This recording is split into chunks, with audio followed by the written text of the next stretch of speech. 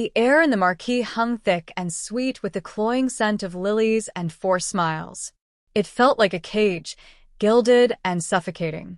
My skin prickled under the unfamiliar weight of a dress I'd bought specifically to disappear in, a muted gray that would offend no one, impress no one, simply exist.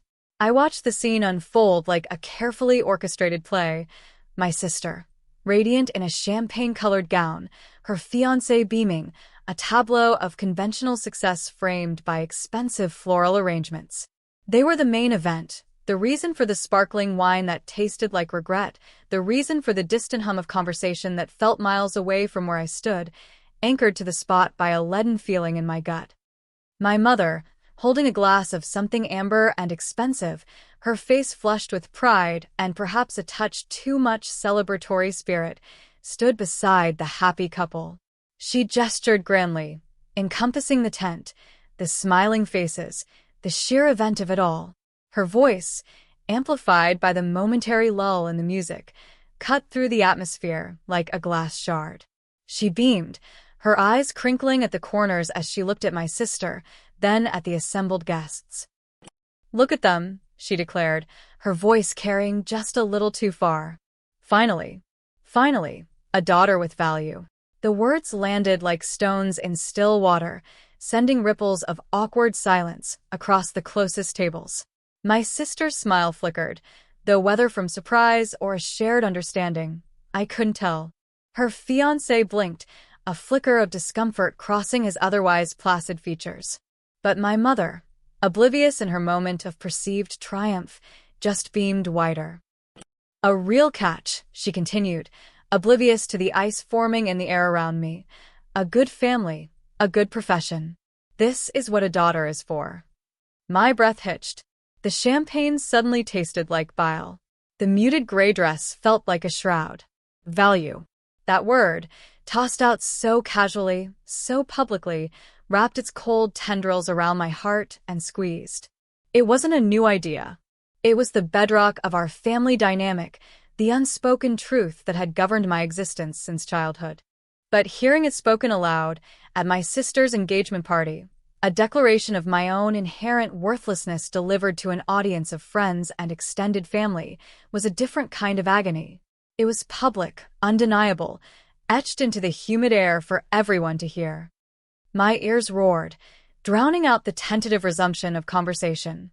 I couldn't look at anyone. My eyes fixed on the intricate pattern of the Persian rug under my feet, each thread a tiny point of focus in a world that was suddenly spinning out of control. The scent of lilies became overwhelming, funereal. I felt like a ghost at a feast, transparent and ignored, my only purpose to highlight the vibrant reality of others. Value. What was my value? According to her, according to this family, it was measured in societal achievements, in securing a suitable partner, in contributing to the lineage in a way they understood. My quiet life, my strange little projects, my preference for solitude, and creating things that had no market value, none of that registered on their scale. I was the other one. The one who didn't fit. The one who couldn't deliver the expected returns on their investment of genetics and upbringing. I was the daughter without value. The moment stretched, elastic and agonizing. I wanted the floor to swallow me whole. I wanted to vanish into the humid night air. I wanted to scream. But years of conditioning held me still, a statue carved from shame and a desperate need to avoid making a scene. Because that would be even worse. That would prove her right. Prove I was incapable of even basic decorum.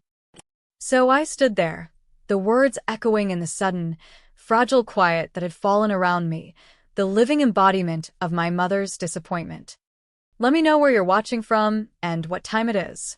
And if you haven't already, please subscribe, it helps me more than you know.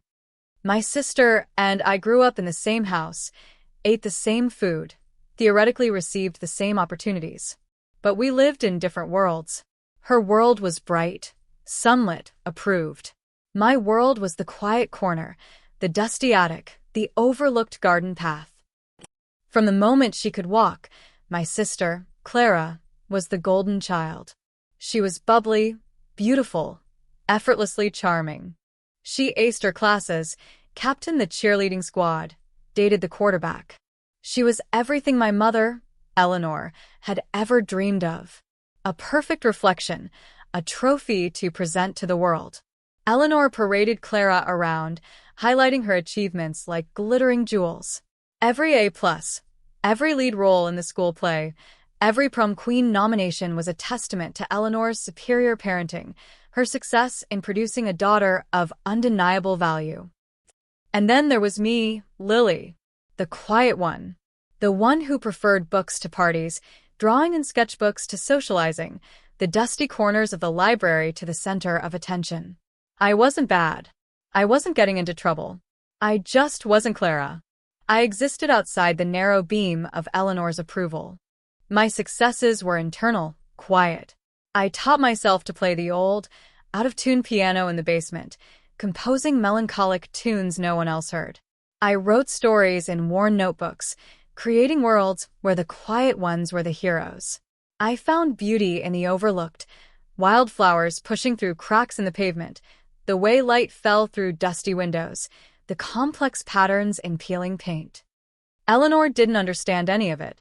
She saw my quietness as reticence, my creativity as a hobby that wouldn't pay the bills, my preference for solitude as a social failing. While Clara's report cards were celebrated with dinners out and new clothes, mine were met with a perfunctory nod, maybe a sigh. Well, at least you passed, Lily. If only you applied yourself like Clara, my passion for art was tolerated as a phase, my writing dismissed as daydreaming. That's nice, dear, but have you thought about something practical? Like accounting? Or maybe a nice teacher? The word value wasn't always spoken aloud back then, but it was present in every comparison, every sigh, every pointed question about my future. Clara was accumulating value, popularity, good grades in approved subjects, a steady stream of suitable boyfriends. I was accumulating what? Pages in a sketchbook? Miles on a solitary walk? Hours lost in imagined worlds? None of that, in Eleanor's estimation, translated to market value. Even the smallest things reinforced the disparity. Clara got the bigger bedroom with the window seat. My clothes were often hand-me-downs, or whatever was on sale. Clara's birthday parties were lavish affairs. Mine were usually a quiet cake at home. It wasn't outright cruelty, not always. It was a constant, insidious message. You are less. You are not the main character. Your purpose is secondary, if it exists at all. As we got older, the gap widened. Clara went to a prestigious university on a scholarship she barely had to work for, sailing through a business degree. I went to community college part-time while working dead-end jobs, eventually piecing together a degree in something vague and creative that Eleanor could barely pronounce. Clara landed a high-paying job straight out of college, quickly climbing the corporate ladder. I worked in a small, independent bookstore, surrounding myself with the stories I loved but making barely enough to pay rent on my tiny apartment. Clara's dating life was a parade of ambitious young men. Mine was quiet. A few awkward dates, nothing that stuck. Eleanor would sigh, "Oh, Lily, still no one special? You're not getting any younger. Maybe you need to try harder. Wear more color. Smile more," as if I was a product on a shelf that wasn't selling because of faulty packaging. Then came Thomas. Clara met him at a work conference. He was everything Eleanor approved of and more. Handsome, from a good family, impeccably dressed, and, most importantly, incredibly successful. He ran his own tech company, already worth millions. The news of their engagement was delivered like a royal decree. Eleanor was ecstatic, practically vibrating with satisfaction. This was the ultimate validation, the final piece in her masterpiece of a daughter. The engagement party was the culmination of years of this dynamic. The venue was opulent, the guest list a who's who of their social circle, peppered with important business contacts of Thomas's family. It was a display of status, a celebration of a life path Eleanor fully endorsed. And in that moment, bathed in the glow of success she felt she had orchestrated, she couldn't resist solidifying the hierarchy, pronouncing the verdict she'd held in her heart for decades. My sister, the daughter with value. Me, the implication hung in the air, the daughter without. The silence after her words was thick with the weight of unspoken history. Heads turned discreetly. Some people pretended not to hear, focusing intently on their champagne flutes. Others glanced at me, a flicker of pity or awkwardness in their eyes. I felt their gaze like a physical weight, pressing down on my shoulders. I wished, more than anything, that I could just vanish. Clara, bless her heart, finally spoke, though her voice sounded a little strained. Mother, really? Eleanor waved a dismissive hand. Oh, don't be modest, dear. It's true. You've built such a wonderful life for yourself. We're all so proud, she beamed at Thomas. She's going to be such an asset to your family, Thomas. You picked a good one, Inch. Thomas offered a polite, if slightly wooden, smile. Yes, Eleanor, Clara is remarkable. Nobody looked at me directly after that. The conversation resumed, louder this time, as if to actively drown out the awkwardness. People drifted away from the family group, giving me space I hadn't asked for, but desperately needed. I stood alone by a pillar, the music starting up again, a jazzy, upbeat tune that felt grotesque in its cheerfulness. The rest of the evening was a blur of forced smiles and deflected questions. How are you, Lily? Haven't seen you in ages. Code 4. Still the same then? Still unmarried? Still in that bookstore? I mumbled polite responses, excusing myself to the restroom more often than necessary, just to catch my breath and stare at my reflection, pale, eyes too wide, a stranger in an ill-fitting dress. Every conversation I overheard seemed to circle back to Clara and Thomas, their future, their success, their perfect suitability. Such a power couple, Eleanor must be thrilled. Isn't it lovely to see everything just work out for someone? The message hammered home, harder with each passing hour. My mother's words weren't a misstep, a careless remark. They were her truth. This party wasn't just a celebration of Clara and Thomas. It was a public declaration of Eleanor's triumph in producing a daughter who met her exacting standards of value. I was merely a backdrop, a cautionary tale of what happens when you fail to measure up. Driving home that night, the quiet of my small car was a stark contrast to the noise and forced gaiety of the party. The silence was heavy, filled with the echo of her words. Finally, a daughter with value, they replayed in my mind, a broken record scratching at my self-esteem. This wasn't new. I had internalized this narrative years ago. I knew I wasn't the favorite, that my choices weren't celebrated. But something about hearing it said so openly, so unapologetically, in front of people I had known my whole life, shifted something inside me. It felt like a final, definitive judgment. A pronouncement that my existence, as it was, lacked worth in the eyes of the person whose opinion, however much I denied it, still held a painful weight. The following days were difficult. The shame clung to me like a second skin. Every interaction felt tainted by the knowledge that people had heard her. Did they agree? Did they pity me? Or, worst of all, did they simply not care enough to even remember the incident? That almost felt worse than pity, the utter insignificance. Going back to the bookstore felt like a small act of rebellion. Here, surrounded by stories and the quiet comfort of turning pages, I felt a different kind of value. I knew the books. I could recommend tales that changed people's perspectives. I created a small corner of peace for myself and others who sought refuge in words. But even that felt fragile now. Could I ever truly escape her judgment? I tried talking to my best friend, Sarah. She listened patiently, her brow furrowed with sympathy. That's awful, Lily. I'm so sorry she said that. It's just, I struggled to articulate the depth of the wound. It's not just what she said. It's that she meant it. And she said it like it was the most natural thing in the world. Like I wasn't even standing there. You know she's wrong, right? Sarah said softly. You have immense value, Lily. Just. Not the kind she understands. I nodded, appreciating the sentiment, but her words felt like a thin blanket against a biting wind. Intellectually, yes, I knew my worth wasn't tied to my marital status or my bank account. Emotionally, it was a much harder fight. Decades of conditioning ran deep. I found myself withdrawing even further. I canceled plans, skipped the gym, ate microwave meals alone in my apartment. The world outside felt too bright, too loud, too full of people who had witnessed my public dismissal. I revisited old sketchbooks, the characters I'd created staring back at me with silent understanding. I sat at the old piano, my fingers tracing familiar melodies, finding solace in the melancholy tunes that felt like my own secret language. My mother called a few days later, as if nothing had happened. She chattered about the party, about how wonderful it was, how many important people were there. There was no apology, no acknowledgement of her words. It was as if the moment hadn't occurred, or perhaps, in her mind, it was a perfectly acceptable thing to say. "Clara is so busy with the wedding planning," she said, her voice bright. "You should offer to help more, Lily. She has so much on her plate. You have more free time, don't you?" More free time.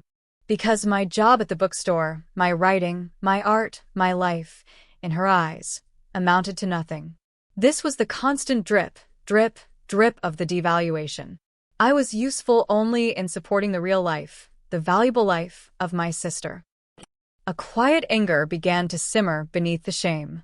It wasn't a hot, explosive rage, but a cold, steady burn. How dare she? How dare she quantify my worth and announce it to the world? How dare she dismiss my existence, my struggles, my quiet joys, as having no value? This feeling, this deep-seated resentment coupled with the public humiliation, felt different from the usual ache of being overlooked. It was a turning point, though I didn't recognize it as such immediately. It wasn't just about feeling hurt anymore. It was about refusing to accept her definition of me. It was about a fierce, quiet determination to prove her wrong, not just to her, but to myself. But how? How do you challenge a lifetime of ingrained belief? How do you build value when your foundation feels so shaky? The world she respected was one of external markers: wealth, status, marriage, conventional success. My world was internal, creative, intangible. Could the two ever intersect? Did I even want them to? The thought of navigating the wedding, the constant comparisons, the inevitable return of that feeling of being the other daughter, filled me with dread. I considered just not going, faking an illness, anything to avoid stepping back into that arena where my worth was so clearly deemed inadequate. But the simmering anger pushed back against the fear. No. I wouldn't hide. Hiding was what I'd always done. Hiding allowed her narrative to stand unchallenged. I wouldn't give her the satisfaction of knowing she had driven me away. I didn't have a plan. I didn't know how I would survive the wedding weekend, let alone how I would somehow defy her pronouncement. But the decision solidified. I would go. I would stand tall. I would not let her words break me entirely. It was a small, internal turning point, a quiet defiance in the face of decades of dismissal. It wasn't revenge, not yet. It was survival. It was the first flicker of a fire that refused to be extinguished.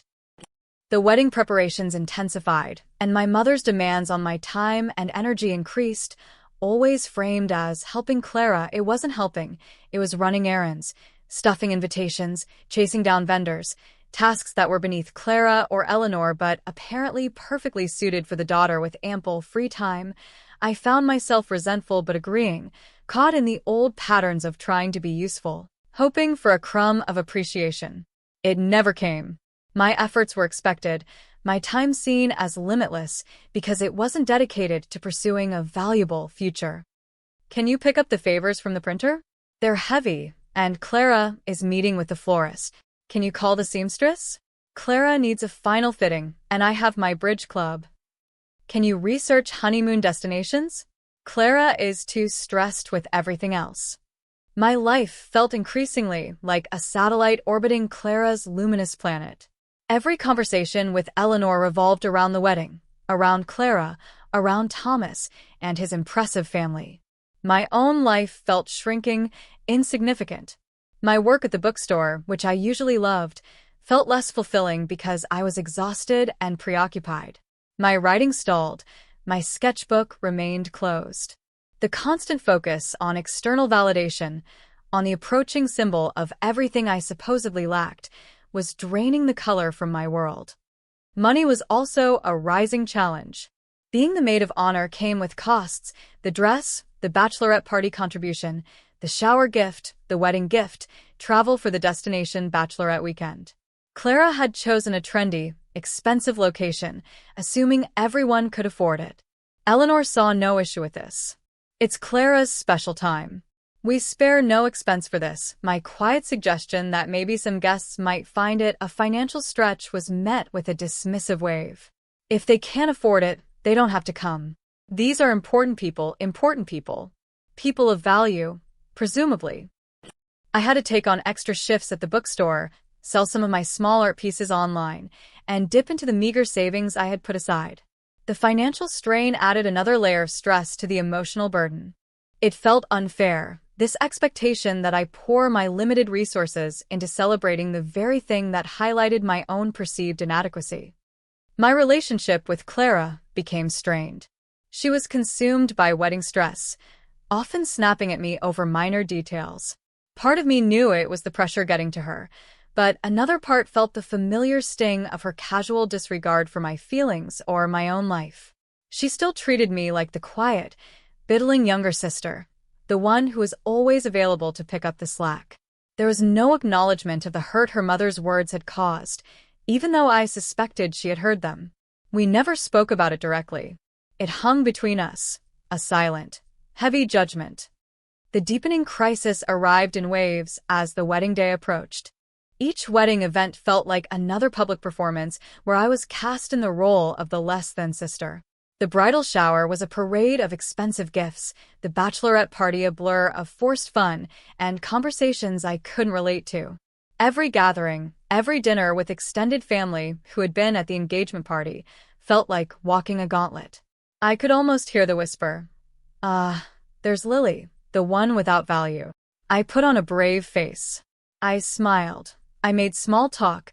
I performed my maid of honor duties. But inside, I was shrinking. The weight of it all became almost unbearable.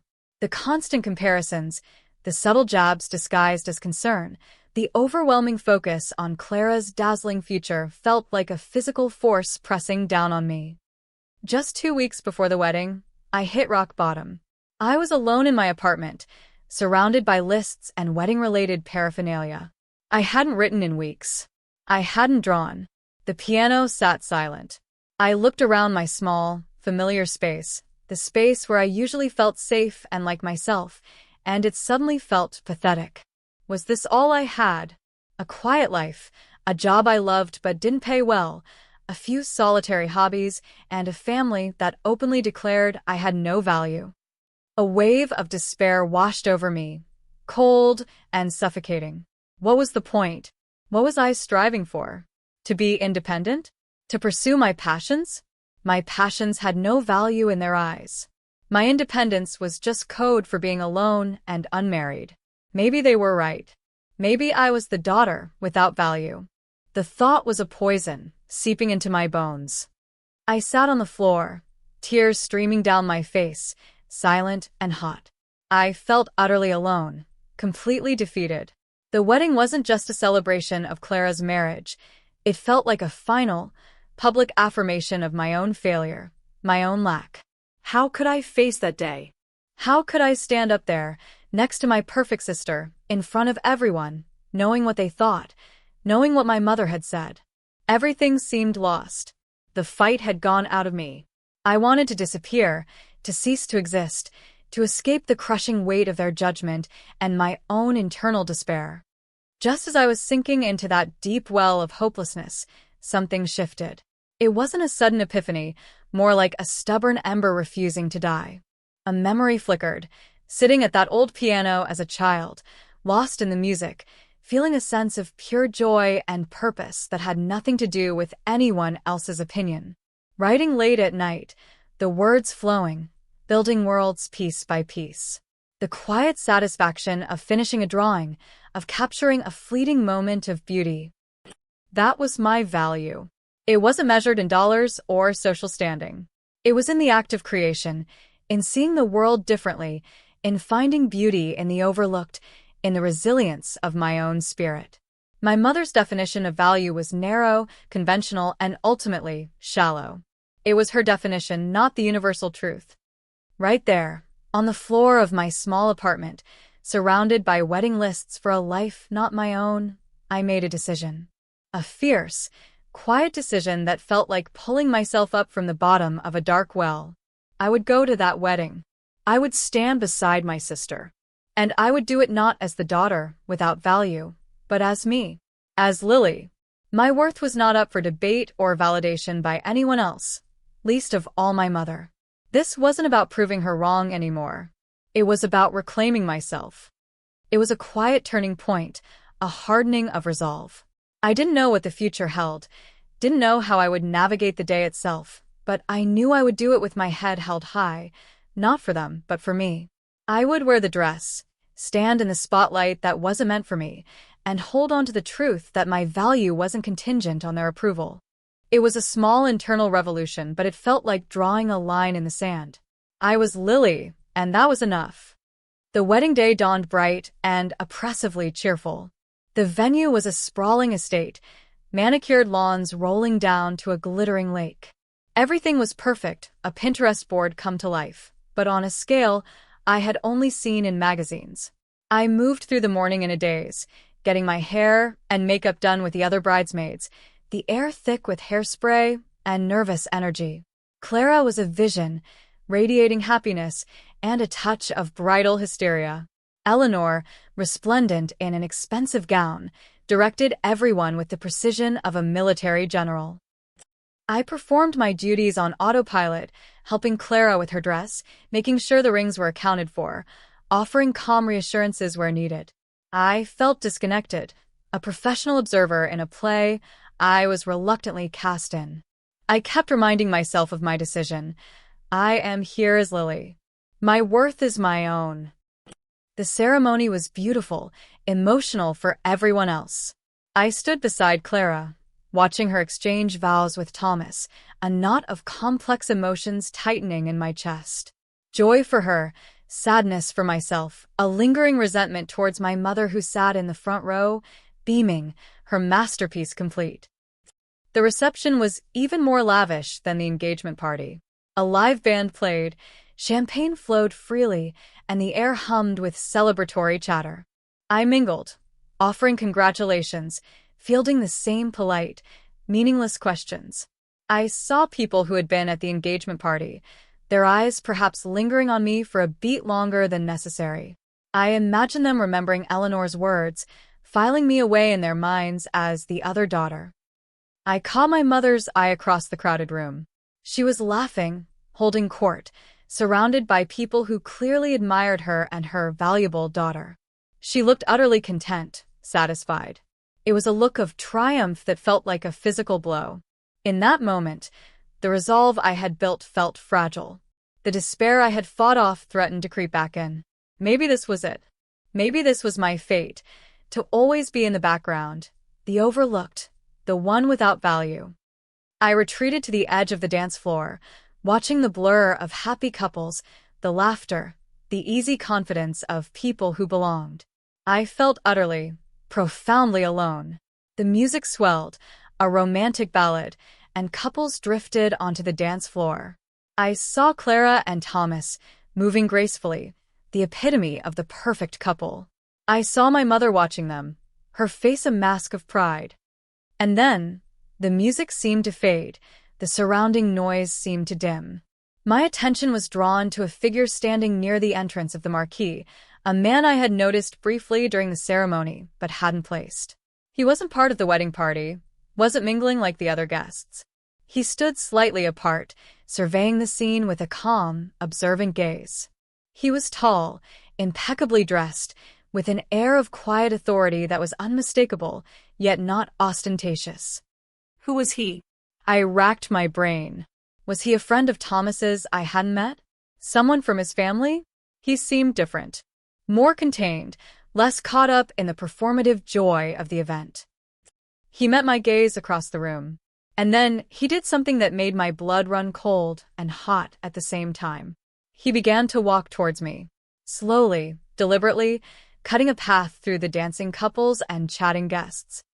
My heart hammered against my ribs. Why was he coming towards me?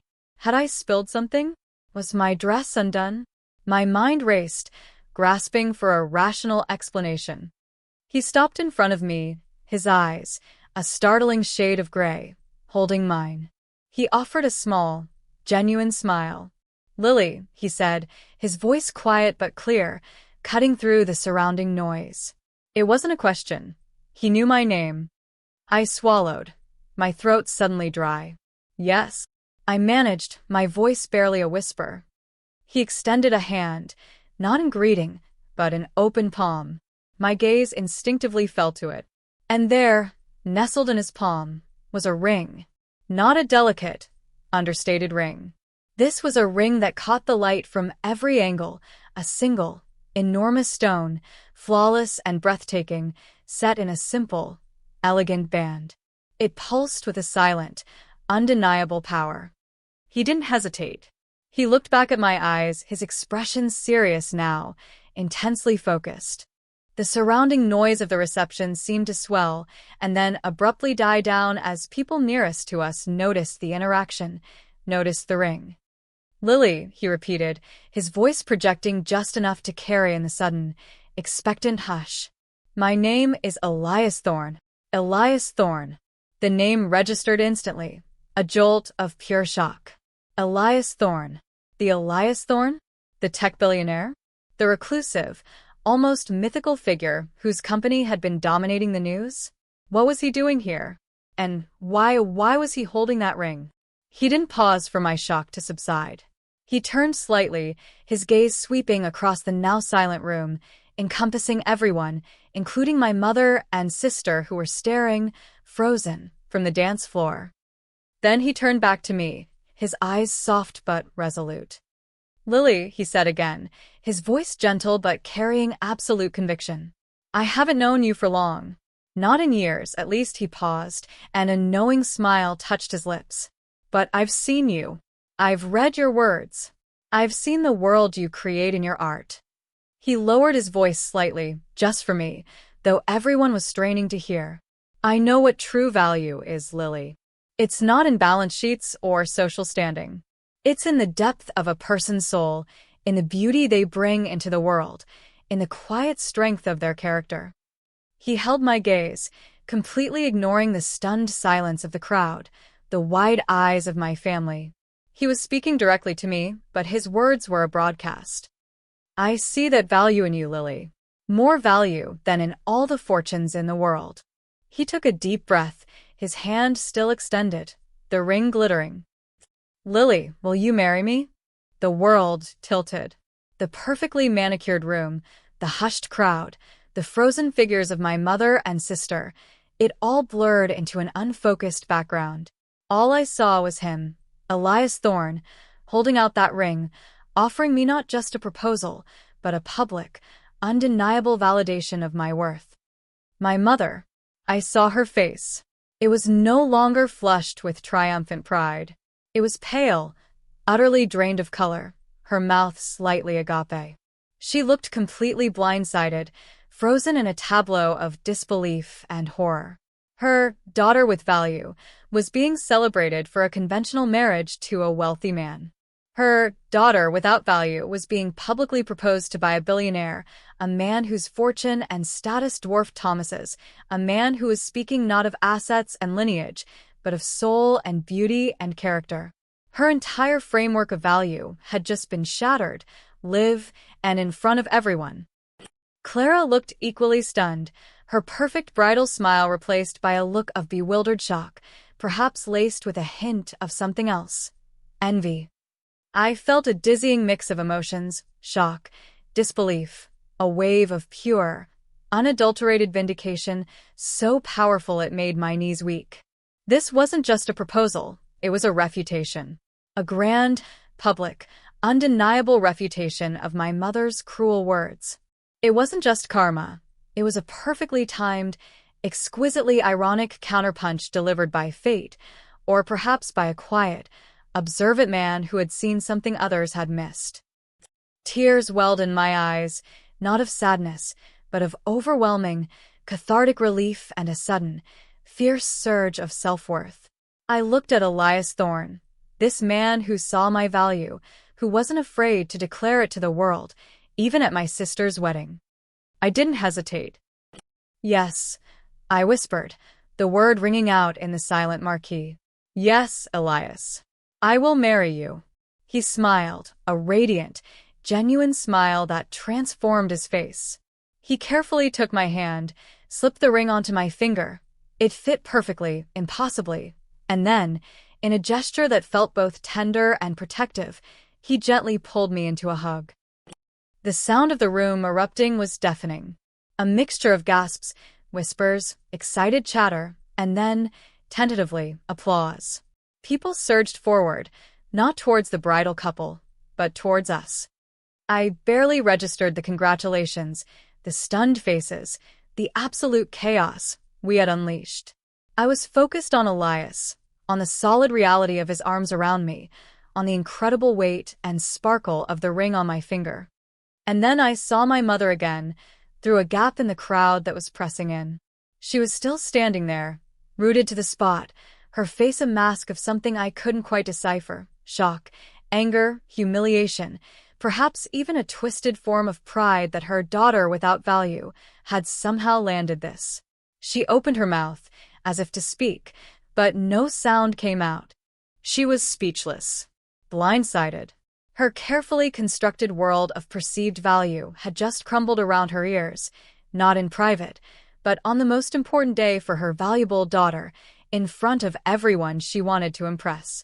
The plot twist wasn't just that I got proposed to by a billionaire, it was that it happened here, now, completely hijacking the narrative she had so carefully curated, turning her moment of triumph into a public spectacle that highlighted the depth of her misjudgment. I hadn't planned it, hadn't even dreamed of it, but in that instant, I understood the profound, cosmic irony of it all. I had just won. Not in the way she understood winning, but in a way that completely invalidated her entire system of measurement. The aftermath was a surreal whirlwind. The wedding reception, already a grand affair, transformed into something else entirely. The focus, which had been solely on Clara and Thomas, splintered and then redirected, like a laser beam, onto me and Elias. Conversations stopped mid-sentence. Cameras that had been snapping pictures of the bride and groom suddenly swung towards us. The band faltered for a moment before launching into a different, more celebratory tune. Clara and Thomas made their way over, their expressions a mixture of forced smiles and barely concealed astonishment. Clara hugged me, her grip a little too tight. "Lily! Oh my God! Wow! Congratulations!" Her eyes, however, were fixed on the ring, then on Elias, assessing, quantifying, trying to make sense of this unexpected, unscripted development. Thomas shook Elias's hand, looking faintly bewildered.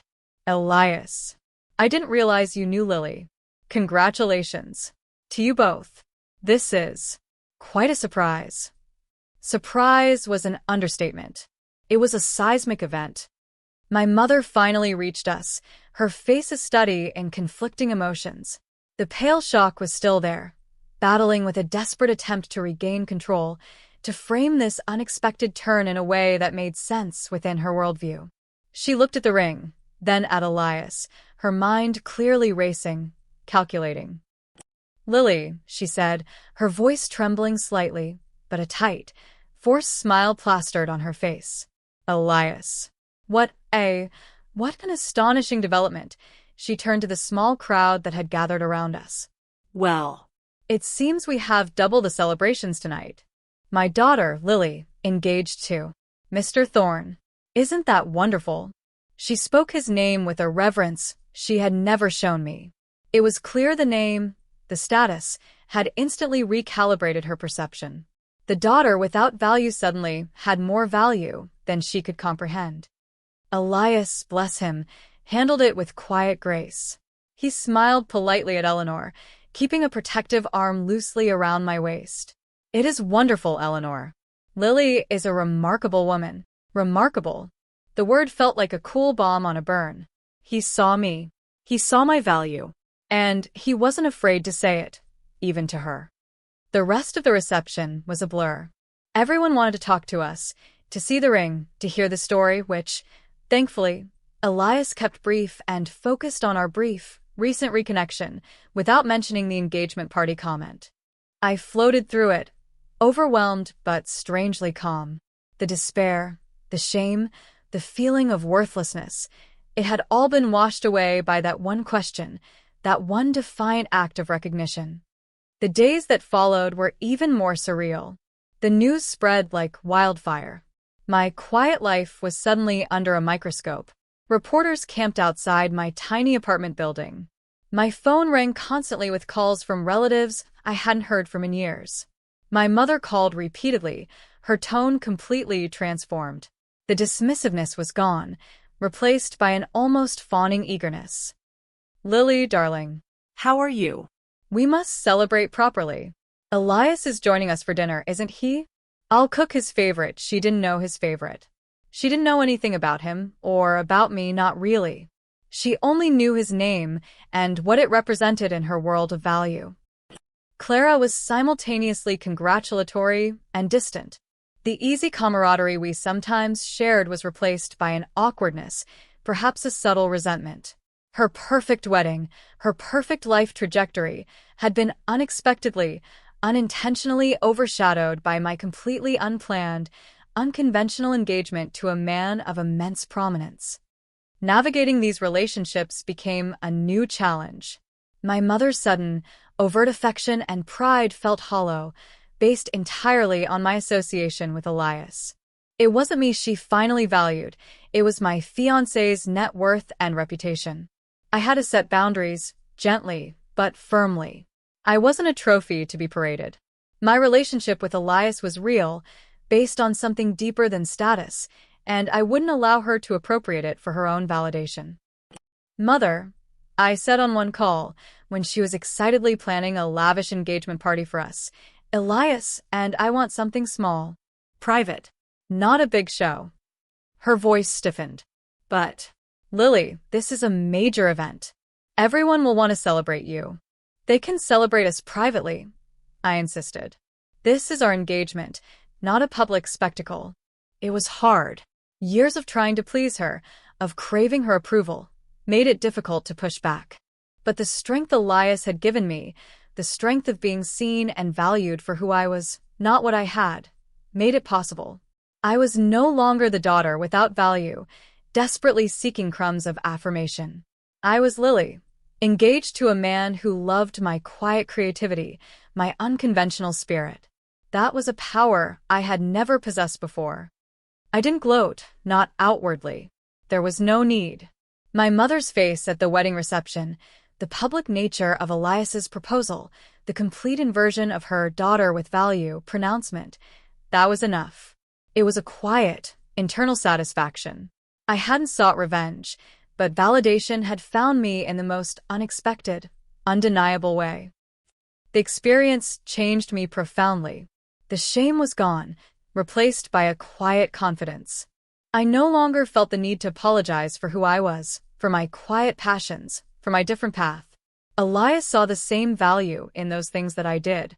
He didn't want me to change, to become more like my sister, to fit a conventional mold.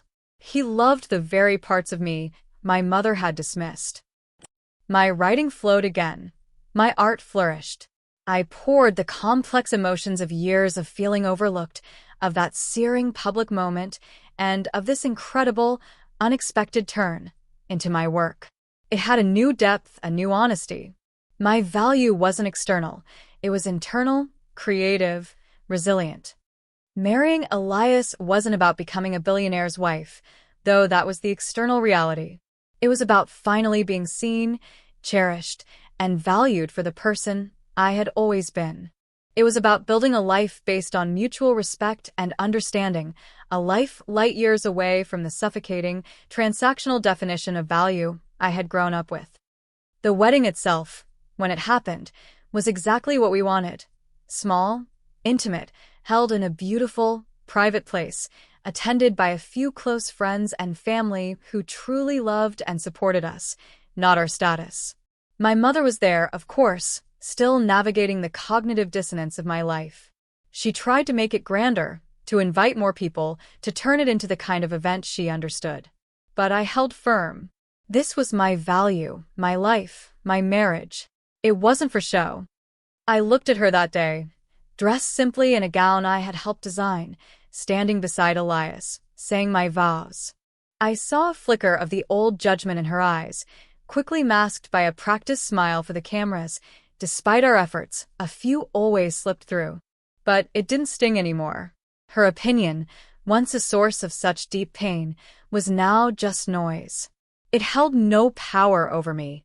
I had finally found my value, not in the eyes of the world, and certainly not in the narrow, conditional gaze of my mother, but in the quiet depth of my own soul, and reflected back in the loving eyes of the man who had seen me, truly seen me, when others had not. If this story hit close to home, I'd love to hear your version in the comments below. Thanks for being here. Subscribing helps bring more of these to life.